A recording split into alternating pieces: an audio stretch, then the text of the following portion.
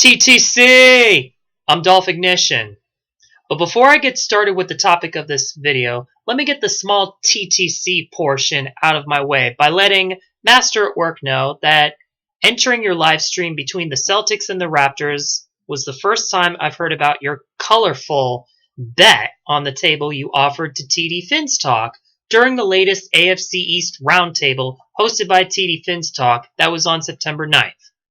I would have taken that bet if I had the requirements already in my household, but I learned about the bet at a late time. See, the bet was loser would have to mix blue Hawaiian punch with a tuna fish and would have to gulp it down. I must say,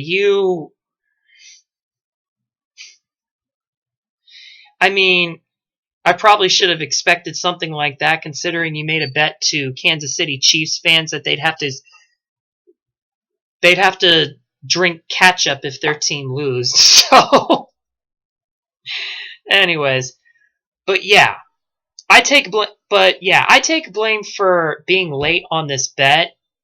If I had all the requirements currently in my household of taking that bet, then I sure as hell would have taken that. I probably would have taken that bet, but then there's another reason why I chose not to. See, right now, I have not seen the AFC East's Roundtable's latest video under TD Fins Talk's video, because at the time you guys did that video, I was watching my MLS team compete that night. It was Inter Miami versus Atlanta United. The other reason backing out of the bet is because I like to take bets where I'm completely confident that we'd win. And I've seen my Dolphins in the early part of the season so many times enough to know that things don't usually look great early in the season.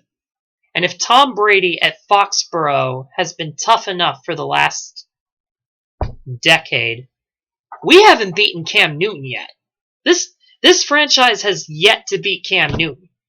And mixed in with Foxborough, I'm pretty much ordering on the menu the Master at Work's delightful slush. So yeah.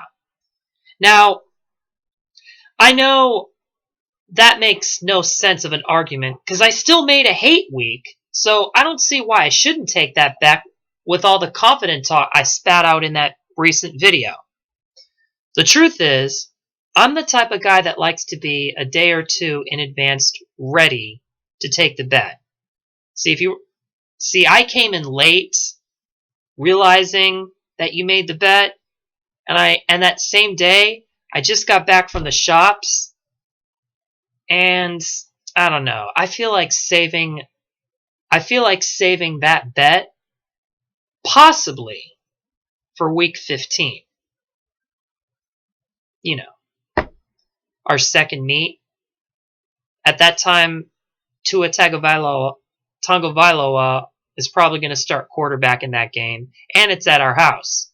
So, if we don't beat the Patriots in that game, I feel like I deserve to gulp down that drink you so made up in shame.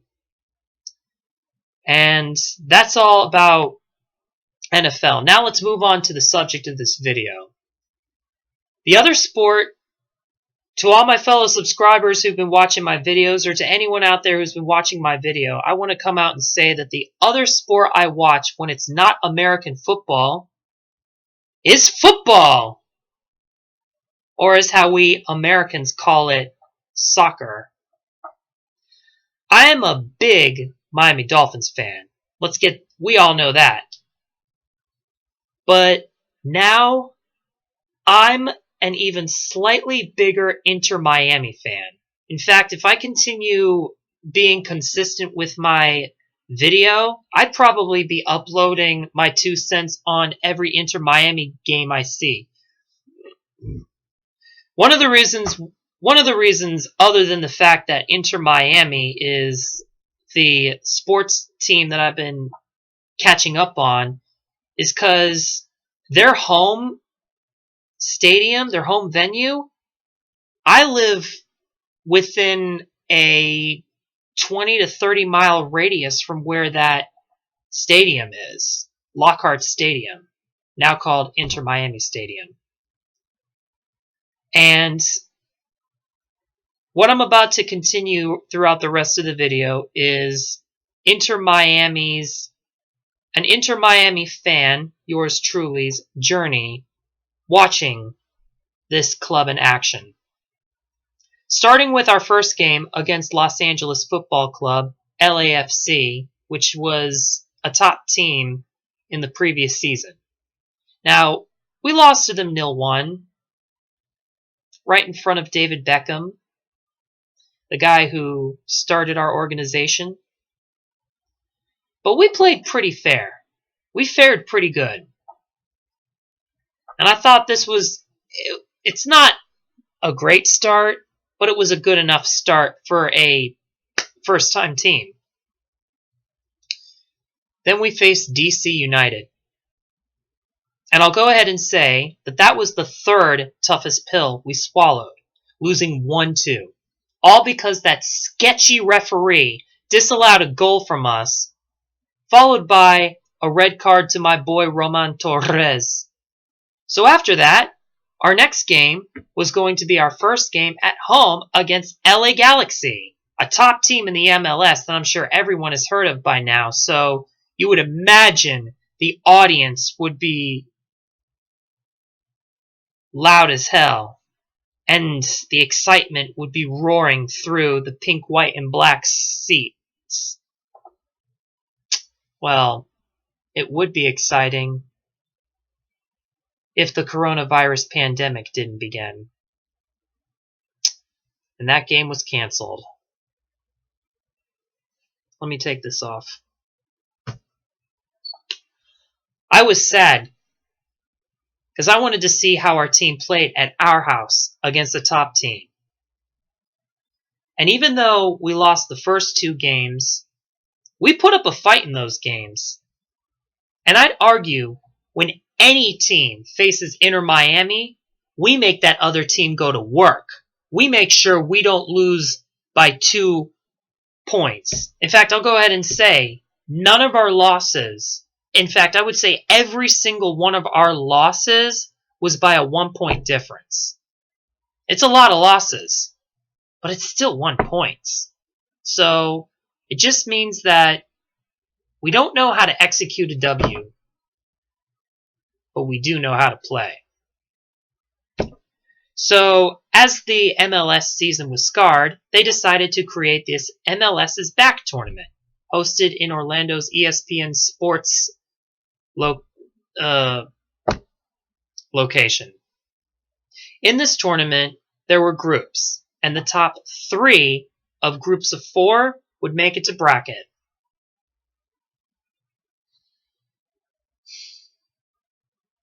And we lost to all 3 of our other teams.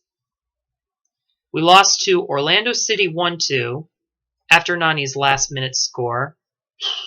That was painful. And it was our first rivalry meeting, too. Then we lost to Philadelphia Union 1-2. One of our absolute best performances, but then the snake-ass organization known as the Philadelphia Union had to unleash Schadenfreude with that piece of cake post. Seriously? Fuck Philadelphia Union. Since that post, I have grown to have a hate for the Union slightly more than our rivals. And then, after that, was the second hardest pill, La Familia, the nickname given to Inter Miami, swallowed. Our awful performance against New York City Football Club. We lost 0-1, but overall it was our worst performing loss ever. And New York City Football Club didn't look that awesome. Didn't really look that great getting out of that game either. That wasn't until they made it to bracket, and all of a sudden they just scored win after upset win. So good for them, I guess. And hopefully when we face that team again, we'll be sure to kick its ass. Exiting that tournament like that was depressing because not only did we not even make it to bracket, albeit we're merely a new team, so I suppose the teams that have played in this league longer deserve to go to bracket more. But this club enters not only this season, but the history of MLS as a whole with the worst starting record of all time. Seriously, I thought I had more depression watching my Miami Dolphins, my Florida Panthers, and my Miami Marlins team overall, but nope. 0 wins, 0 ties, and 5 losses in a row.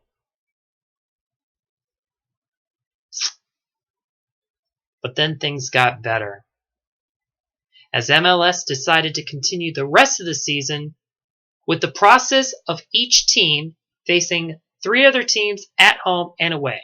For Inter Miami's case, our 3 teams were our rivals Orlando City, then Nashville SC, which I'm pretty sure was one of the 2 teams alongside Houston Dynamo that decided not to partake in the MLS's back tournament due to opting out of COVID-19 cases. And then finally, a team that once was one of the top teams in the previous season all went downhill, Atlanta United. Our first game, and finally, our first win. It was at home against Orlando City. At the start of this game, Nani's last-minute scoring goal in the tournament to break the tie and win it us was the Alamo. Never forgotten. After an amazing game and I'll tell you this, after an amazing game like that, I'd argue that was hella better than that joke of a Champions League final between Paris Saint-Germain and Bayern Munich. Our first win against Orlando City was an epic 3-2. And I'll say it again. I watched the 2020 Champions League finals. Though it wasn't as disappointing as 2019's was, even though I was happy Liverpool won, don't get me wrong. For the sake of it being... But the thing about 2019's was it would have been an awesome game if it wasn't for Sissoko's handball penalty shot in the first minute. But when people talk about the comparison between MLS and European soccer, I get it. No comparison. MLS is inferior. But watching Paris and Munich battle in the finals, I felt like I was watching an MLS game. It was so sloppy. Now, Paris had the right idea. Going all out with their attacking style and doing whatever they can to mess up Bayern Munich's focus and their mojo. Because if it went in a world-class, high-quality European football game, Bayern would have probably won 3-1 or 2-0. But instead, we see Bayern nearly lose their edge, and Paris's right idea going into that game was just not enough to take out the Big Red Machine, ending that train wreck of a final 1-0. But the argument I'm trying to make is this. I always get shoved down my throat that MLS is supposed to be this trash soccer league and it doesn't compare to Bundesliga. It doesn't compare to La Liga. And I already know for sure as hell it doesn't compare to English Premier League. That's the best league of all. Because unlike the other teams where it's always this one team always dominating the series, you just never know with English Premier League. But the argument I'm trying to make is Inter Miami's first win was more exciting to watch than that finals of a Champions League. And it's a shame because it's Champions League finals. The world expected a lot with a clash of the Titans between Paris and Munich. And it stooped from high-class European soccer down to MLS level. So, seriously, miss me with that shit on shitting on the MLS league. Now, back to explaining the regular season of Inter Miami. As I was getting off topic, we beat Orlando City 3-2. Beautiful win. Then we take on Nashville, and we lost to Nashville 0-1. Now that was painful, but we haven't even gotten up to the Inter Miami game. I found was the hardest pill to swallow, because Nashville dealing with that same frustration we were having, a losing streak with barely any home games. We felt their pain, and if they needed that confidence booster, then it had to be that game against us, which at that point we were pretty much the bottom of our league. After that game was our first meeting with Atlanta United.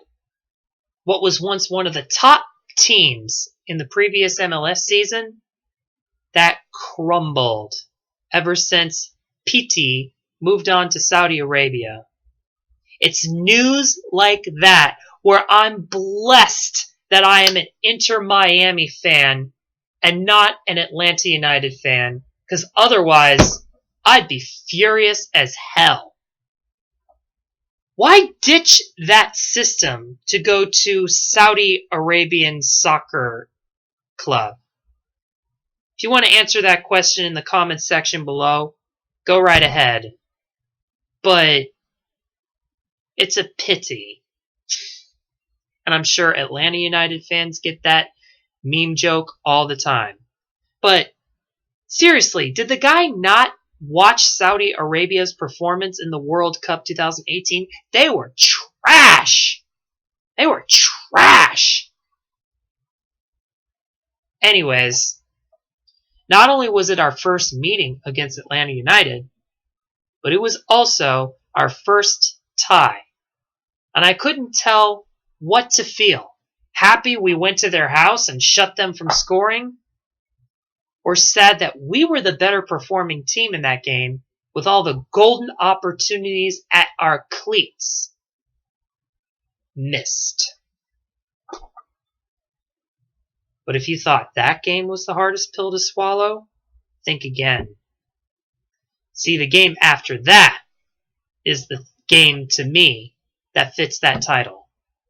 Nashville SC, once again, this time at our house.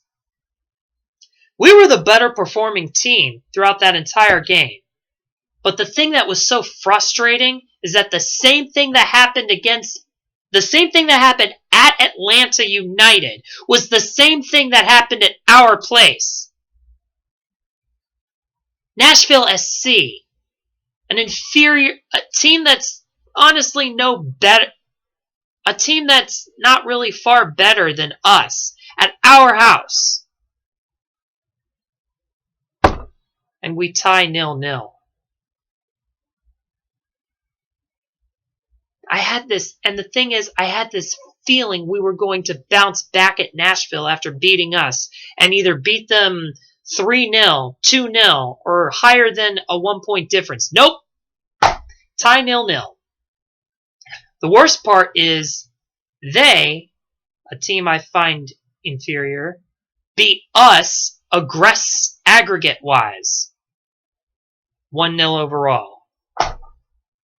Before the last game I'm about to mention, I was starting to have doubts about this one player on our team that tries his hardest. He's a really good passer, but when it comes to executing goals, he goes too far, too high. I'm talking about Lewis Morgan. And yet, here's something funny you ought to hear.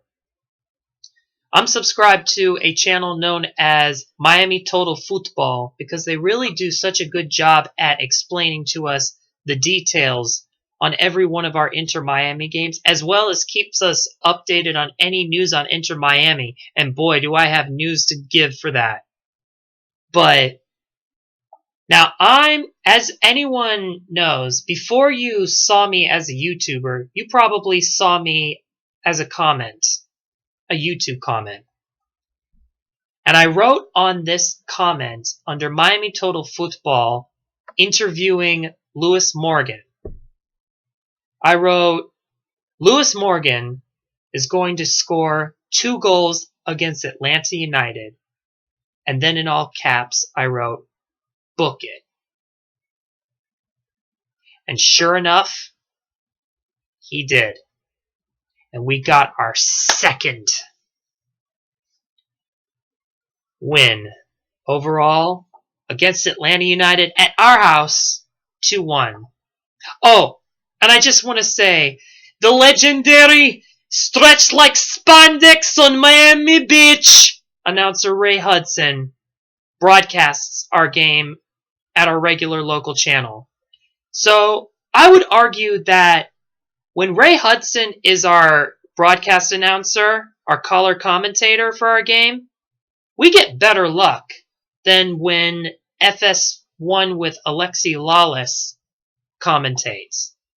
Oh, and a fun fact you need to know about that legendary commentator, he was a soccer player. He was not just a former football player, but he used to play for the team that used to be the venue for Inter Miami's current venue, the Fort Lauderdale Strikers.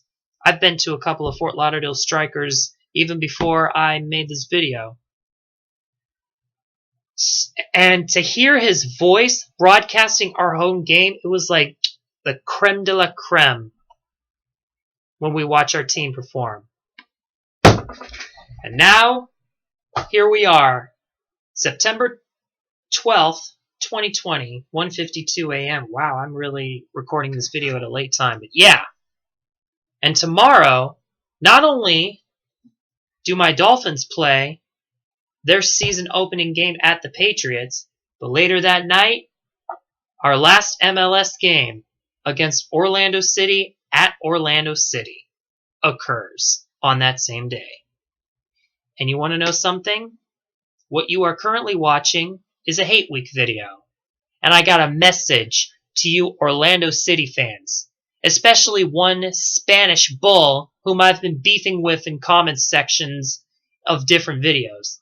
If you still think you guys can easily beat us, let me remind you, not only did we sign World Cup champion Blaise Matuidi, but we also signed Gonzalo Higuain, motherfucker. And when we get this W at your house, it's gonna feel sweet picking up a rival we could beat on a regular basis.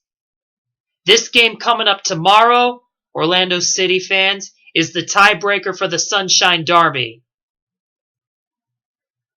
And to Orlando City, an organization that failed so many opportunities at picking Florida up to being recognized in MLS, is about to get it. So Spanish Bull, and to all you Orlando City fans watching this video, all I can tell you is this. Enjoy being 4th seed in standings while you still can. Let's go Herons. Fuck Orlando City. Let's make David Beckham proud and end this disastrous season on a high note. This is Dolphignition. Oh! And one more thing.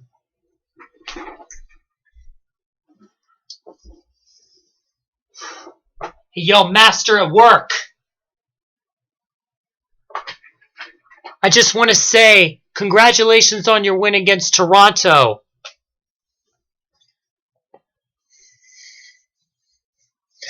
But this team right here is going to upset you. The end of the road for your Celtics is about to come. Your Celtics is about to get it. So, let me say one last time. Fuck Orlando City, fuck the Patriots, and fuck the Celtics.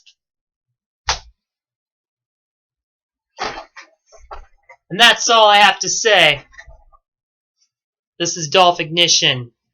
Peace.